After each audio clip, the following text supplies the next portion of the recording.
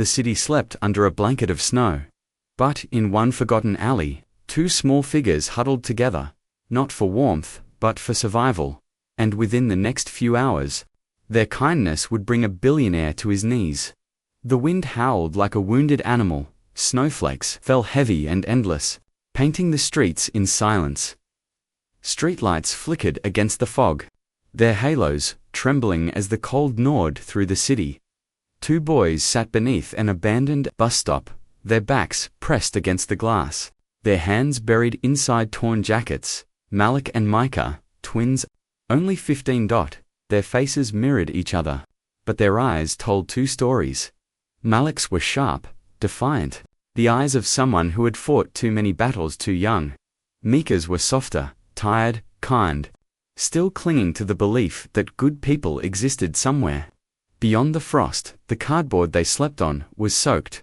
Their breath rose in short, trembling clouds. It had been 3 nights since they last had a proper meal, 2 days since they last found a warm place to rest, and hours since Malik had given up pretending. Everything would be fine. Micah looked down at his shoes, one missing a sole, the other tied with a piece of string. He whispered, "Malik, you think Mama's watching us?" Malik didn't answer right away. His jaw tightened. The wind screamed louder. "I think she's trying to," he said finally, voice breaking the silence. "But even angels get cold out here." Micah smiled faintly, pulling his coat tighter. "Maybe someone will help today." Malik laughed without humor. "People don't see us, Micah. We're just shadows to them." But he was wrong. Someone would see them, though not in the way they expected. Across the city, under the golden glow of heated offices and glass walls, Ethan Cole, the billionaire, sat behind his desk, exhausted, restless, and utterly alone. The walls around him were made of success, photos of handshakes, awards, and newspaper clippings that praised his empire. But the air was empty. So was he. He rubbed his temples, scrolling through a financial report he couldn't even focus on. "Sir," his assistant said from the doorway, "your driver is ready. The charity dinner starts in 30 minutes." Ethan sighed. "Charity dinner," he repeated, the words heavy with irony. "Millions raised, and not a single person who will miss a meal tonight." His assistant hesitated. "You've always been generous with donations, sir." Ethan looked up, eyes sharp but hollow. "Donations are easy. Empathy isn't." He stood, putting on his coat, a tailored black wool piece worth more than most families made in a month. His watch gleamed under the office light, precise, perfect, lifeless. Outside, the snow continued to fall. Back at the bus stop, Malik and Micah had found shelter near a bakery that smelled like heaven. The twins pressed their noses against the frosted glass, watching families inside laugh, eat, and share cocoa. Malik's stomach growled. "I'd sell my soul for one of those rolls," he muttered. Micah elbowed him gently. "You already did, remember? To that guy who said he'd pay us to shovel his driveway." Malik chuckled. "Yeah, and he never paid. Guess even the devil's broke these days." The two brothers laughed, the kind of laugh that only the broken can manage, short, fragile, real, but their laughter died when a car slowed. Near the curb, a sleek black sedan, quiet, deliberate, its headlights cutting through the snow. The door opened, and a man stepped out. He was dressed in luxury, dark coat, polished shoes, leather gloves. His presence felt out of place here, like a king walking through ruins. Malik tensed. "Don't look at him," he whispered. "He'll think we're trouble." Micah couldn't help it. His eyes followed the man, his steady walk. The way he held himself. Ethan Cole didn't even notice the twins as he adjusted his scarf and stepped into the bakery. The doorbell chiming faintly behind him, but something did fall from his pocket, unnoticed, silent, and landed in the snow beside the curb. It was black leather, thick, expensive. A wallet. The boys didn't see it at first. Not until the car door closed and the sedan pulled away, its tires leaving twin trails in the slush. Malik was the first to spot it. A small dark shape, half buried near the sidewalk. "Micah," he whispered, pointing. "Look." Micah crawled forward, brushing away the snow. "It's a wallet," he said, eyes wide. And it's full. They opened it together, gloved fingers trembling from the cold. Inside were crisp $100 bills, credit cards, and a sleek business card embossed with the name Ethan Cole, CEO. Cole Industries. Moloch's voice dropped to a whisper. This guy's rich. This could change everything. Micah bit his lip. You mean, we could eat for weeks? They both stared at the money. The world suddenly quiet around them. Snow kept falling. Lights from the bakery flickered across their faces. For Moloch, the temptation was unbearable. For Micah, the decision was instant. No, he said softly. It isn't ours. Moloch looked at him, eyes hard. Micah, we're starving. I know, Micah replied, his voice breaking. But Mama said, if you take something that doesn't belong to you, you lose something you can't buy back. Moloch clenched his fists, his breath fogging in the air. And what's that? Micah met his eyes. Who you are. The words lingered, sharp, simple, impossible to ignore. Moloch's shoulders dropped. The hunger didn't fade, but something else rose stronger, the memory of their mother's voice. The warmth of the home they once had. All right, he whispered finally. We'll find him. We'll give it back. Micah smiled weakly. That's what she'd want. The wind howled again, colder than before, but this time, the twins stood taller as they turned to leave. The bakery lights dimmed behind them, and the snow glistened like glass under the city's glow. They didn't know it yet, but this single choice, this act of integrity, in a world that had forgotten how to care would change everything. It would melt the ice around a billionaire's heart, and it would make the whole city remember what kindness looks like. The snow did not stop. It fell heavier now, swallowing the city in quiet white. Moloch tucked the wallet under his coat, holding it like it might burn through his chest. The streets were empty, except for a few distant headlights and the hiss of passing buses. Micah walked beside him, his lips blue from the cold. You sure this is right? Moloch muttered. We could have eaten tonight. Micah's breath came in clouds. Maybe we still can. Just not this way. They walked past shop windows, glowing with life, couples sipping coffee, kids pulling at their parents' coats. No one looked at them. No one ever did. A man in a coat brushed past, muttering something under his breath about street kids. Moloch wanted to shout back, to tell him they were human, that they used to belong somewhere. But what was the point? So they kept walking to shadows moving through the white silence. After almost an hour, they reached the heart of the city, where lights burned brighter, cars grew sleeker, and doors grew heavier. They stopped outside a tall glass tower that pierced the sky. Cole Industries. The name gleamed in silver above the doors. The building looked like another world, polished, warm, unreachable. Micah's voice was barely a whisper. You think he's in there? Moloch nodded. If not, someone will know where to find him. They approached the front desk. The security guard barely glanced up. Sorry, boys. This isn't a shelter. You can't stay here. Micah held out the wallet, his hands shaking. Please, sir. We're not here for that. This belongs to Mr. Ethan Cole. The guard frowned, taking it. The weight of the leather seemed to change his tone. Found this? Moloch nodded. He dropped it outside a bakery. We didn't take anything. The guard opened it, his eyes widening at the sight of the cash. He looked at them again, really looked. For the first time, you two wait here. Minutes passed. The boys stood by the marble wall, dripping snow onto the polished floor. They felt small, to cold souls inside a world that had never been theirs. Then the elevator dinged out. Stepped Ethan Cole. He looked different, up close, tired eyes. Expensive coat. The kind of presence that made people move without being asked.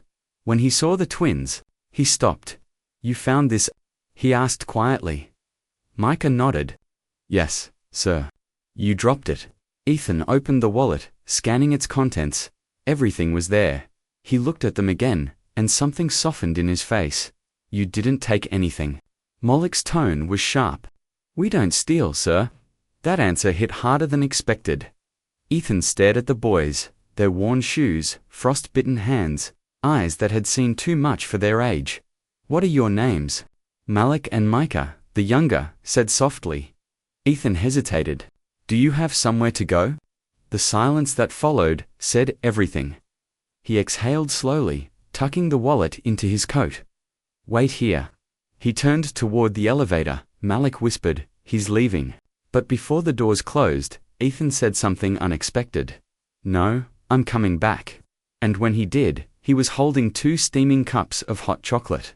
"Start with this," he said quietly. "We'll talk inside." The twins exchanged a glance, disbelief, hope, confusion, and followed him through the golden-lit lobby, toward the elevator. For the first time that winter, they stepped into warmth. They had no idea that this small act of honesty would soon change not only their lives, but the billionaires as well. The elevator doors closed, sealing out the storm. For the first time in days, Malik and Micah felt heat on their skin. The air smelled faintly of cedar and expensive cologne. The floor beneath them gleamed like polished gold. Ethan Cole watched them quietly. His usual confidence, the kind that filled boardrooms and broke negotiations, felt misplaced. Now, 2 boys who owned nothing had done something most adults never would, and that realization unsettled him. Micah held the hot chocolate carefully, steam fogging his face. "Thank you, sir." Ethan nodded. "Drink slow. It's hot." Malik stood stiffly, unsure whether to trust the moment. He wasn't used to warmth that didn't come with conditions. They reached the top floor, Ethan's office. It was all glass and silence, with a panoramic view of the city spread beneath them like a painting. Malik's breath caught. "You live here?" Ethan smiled faintly. "No. I just spend most of my life here." Micah tilted his head. "It looks lonely." Ethan blinked, caught off guard by the honesty. It was lonely. He just hadn't said it aloud before. He gestured toward a small seating area near the fireplace. "Sit." The boys obeyed. They sank into the leather couches, the softness unfamiliar, almost frightening. Ethan sat across from them, removing his gloves. "So," he began slowly, "you 2 found my wallet. You could have taken everything. No one would have blamed you." Malik looked up sharply. "We would have blamed ourselves." Micah nodded. "Mama always said, doing right isn't about what people see. It's about what you see when you look in the mirror." Ethan froze. Those words, simple, pure, hit harder than any speech he'd ever heard. He leaned forward, elbows on his knees. "Where are your parents?" The silence that followed was heavy. Micah looked down. "Mama passed last winter, pneumonia. We tried to get help, but..." His voice cracked. "They said the shelter was full." Malik swallowed hard. "We've been on the streets since. We look out for each other." Ethan's throat tightened. He'd funded hundreds of charities, written checks to help the homeless. But hearing it like this from them was different.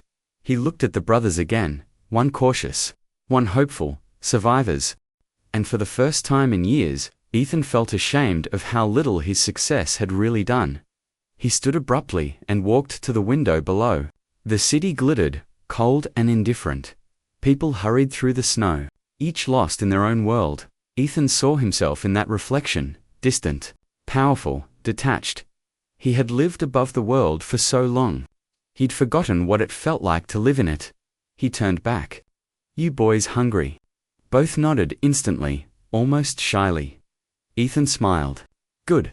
Let's fix that." In the building's private lounge, chefs in white coats moved quickly. Ethan gave quiet instructions. Within minutes, the twins sat before plates of food they could hardly name: pasta, roasted chicken, bread still steaming. Bread still steaming. Not Micah hesitated, looking at the silverware like it was treasure. "Are you sure we can?" Ethan interrupted softly. "Eat, Micah, please." Malik didn't wait for more permission. Hunger took over. Ethan sat across from them, untouched plate before him. He couldn't stop watching, not out of pity, but awe.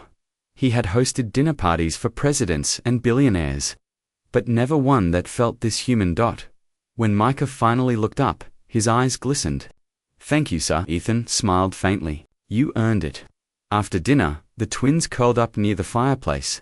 Exhaustion taking over, Ethan watched them fall asleep, one arm over the other, as if even in rest, they couldn't risk letting go. He sat there for a long time, the firelight flickering across his face, melting something deep inside him. For years, he had defined wealth by what he could accumulate. Tonight, two homeless boys had shown him that wealth was defined by what you could return, even when you had nothing left. As the flames burned low, he whispered to himself, maybe this is what giving really means.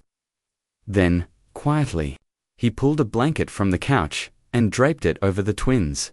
Outside, the snow kept falling, but inside, for the first time in a long time, it felt like spring. Morning came quietly. The sky above the city glowed pale blue, the kind of color that feels too clean for a world that holds so much pain. Inside Ethan's penthouse office, the fire had long gone out, leaving only faint traces of warmth. Malik and Micah slept on the couch, curled up under soft blankets. Faces peaceful for the first time in months. Ethan stood by the window, watching the city wake. Steam rose from rooftops, buses moved like beetles through snow-covered streets. And far below, people hurried to work, unaware that two homeless boys were asleep hundreds of feet above them. Safe, for now. He turned, as Micah stirred. The boy blinked slowly, eyes adjusting to the light. We didn't mean to stay this long, he whispered. Ethan smiled faintly. You can stay as long as you need. Micah sat up, glancing toward Malik, who was still asleep. Thank you, sir. We don't want to be trouble. You're not trouble, Ethan said softly. You did something most adults wouldn't have done. You deserve kindness. Micah hesitated. Most people don't think so. Once they see us, they just walk faster. Ethan's expression darkened. People like me, you mean? Micah said nothing. He didn't have to. The silence answered for him. When Malik finally woke, Ethan made breakfast awkwardly, but earnestly. The billionaire who had chefs and assistants now found himself cracking eggs and burning toast. It made the boys laugh, really laugh, for the first time. After breakfast, Ethan sat across from them at the table. His tone shifted. Tell me about your mother. Micah's face softened instantly. She was the best person we ever knew, always smiling, even when things were bad. Malik nodded, his voice quieter. She worked 2 jobs. Cleaned offices at night. Sometimes, we'd wait outside in the hallway till she finished. Ethan frowned. Where was your father? Micah looked down. He left when we were little. Said he was going to find work. Never came back. There was no anger in their voices, just truth. Malik continued. When Mama got sick, she still went to work. Said she couldn't miss a paycheck. Then one night, she couldn't get out of bed. Micah's voice broke. We called the hospital, but they said they were full. By the time they came, it was too late. Ethan's throat tightened. The room felt smaller, the air heavier. He imagined their mother working in the same kind of buildings he owned, cleaning floors while he sat in meetings above her. She always said, Micah whispered, we might be poor, but we don't have to be dirty inside. That line broke something inside him. Ethan stood slowly, pacing the room. He felt guilt, like he hadn't felt in years, the kind that humbles even the proudest heart. How long have you been on the streets? Malik answered, almost a year. We try to stay together.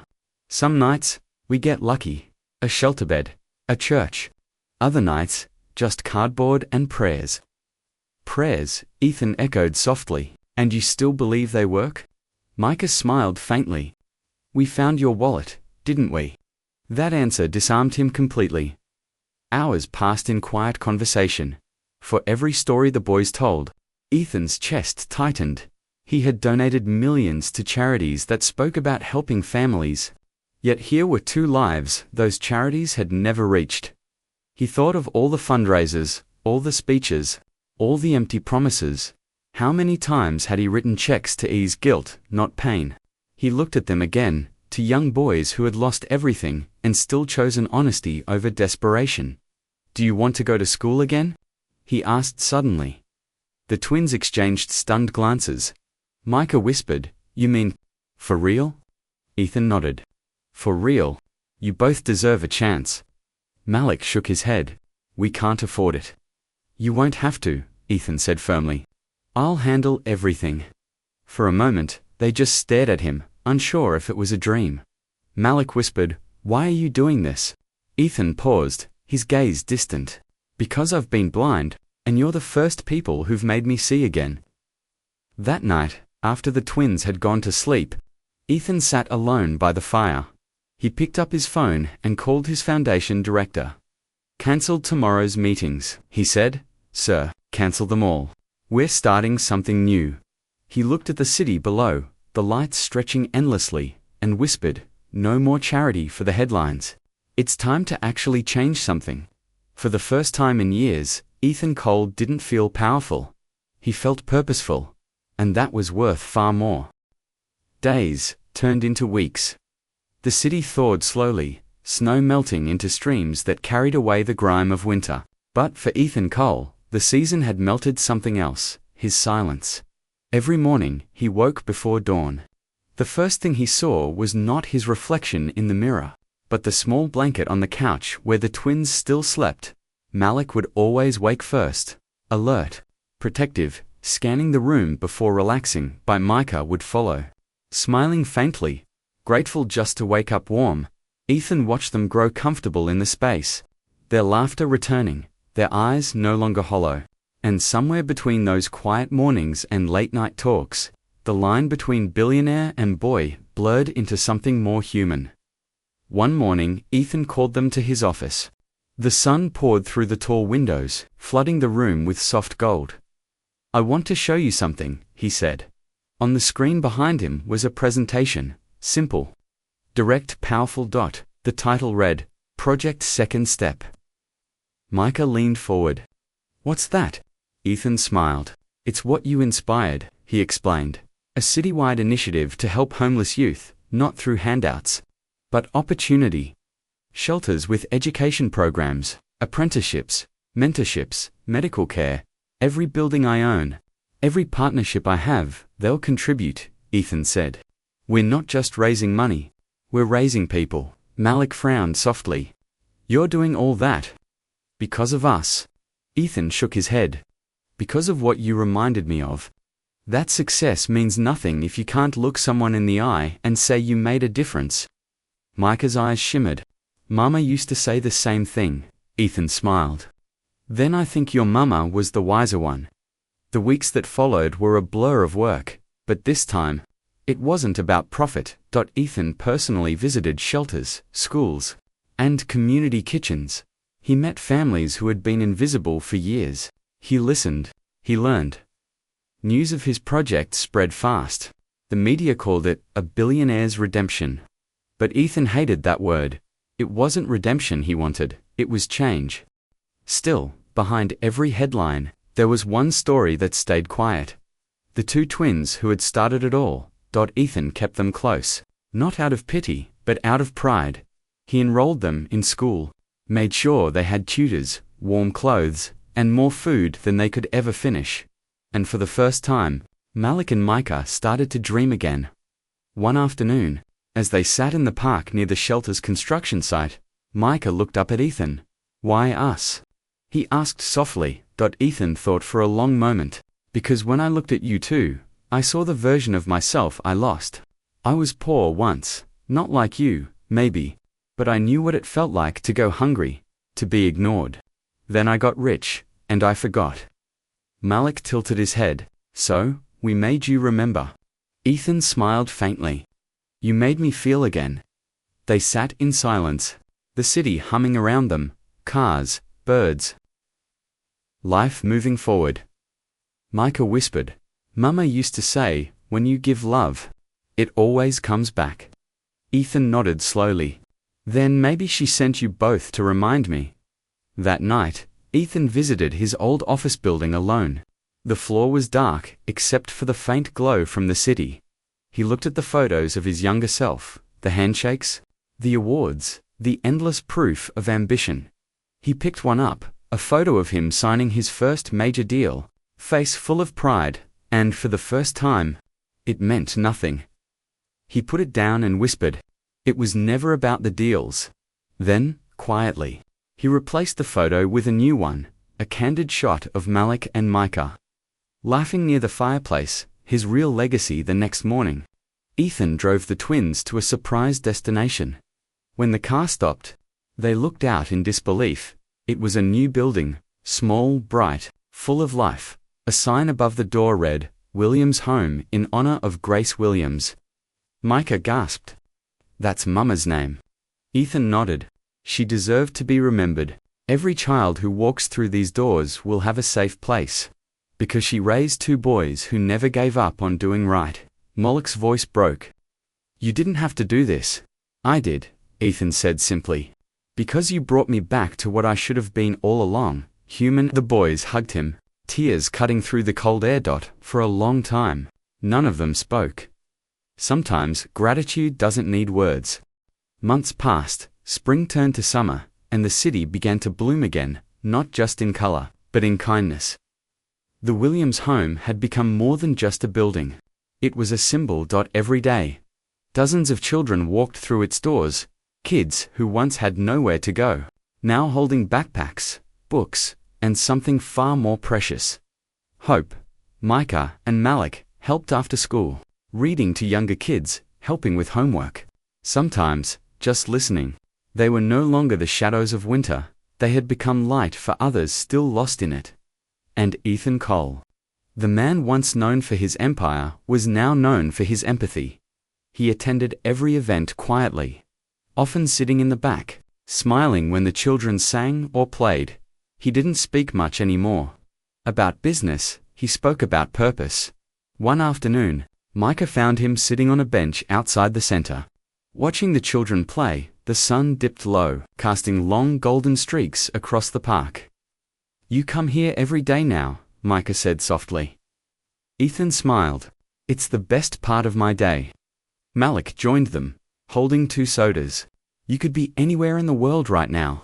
Why here?" Ethan took one, laughing gently. "Because I spent too many years everywhere but here, in the present, with people who matter." Micah tilted his head.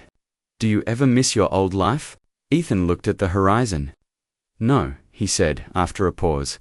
"Because I've finally found the part I was missing." He turned to them, eyes glistening. "You too gave me that." A few days later, the city hosted an event to honor the Williams home.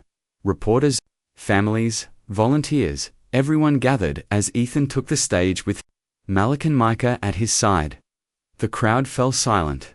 The billionaire who once spoke only of markets and margins now stood before them with humility written across his face. "I built skyscrapers," he began, his voice calm. "But none of them ever stood as tall as what these boys helped me build." He gestured to the twins. "They found my wallet, but in truth, I was the one who was lost. They reminded me that wealth isn't about what you keep. It's about what you give."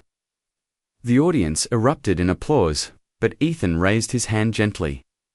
"Don't clap for me," he said softly. "Clap for every child who chooses honesty over hunger. For every person who still believes in doing right when no one's watching." He looked at the crowd, eyes wet. "That's the kind of wealth no bank can hold." After the ceremony, Ethan sat under a tree nearby, letting the evening wind wash over him. The twins sat beside him, the city lights flickering in the distance. Micah whispered, "You think Mama knows?" Ethan smiled. "I think she's proud of you both. Maybe she even had a hand in all this." Malik chuckled. "Guess she sent us to fix a billionaire." Ethan laughed through tears. "Or maybe to remind him that broken things can still shine." The three of them sat in silence, the sound of laughter echoing from the playground. The world felt still, peaceful for Ethan Cole. That moment was worth more than every fortune he'd ever made. Before you scroll to the next story, remember this one. A billionaire found his soul again because two boys refused to lose theirs. If you believe the world still has good in it, share this story. Because sometimes, one act of honesty, one spark of kindness can change everything.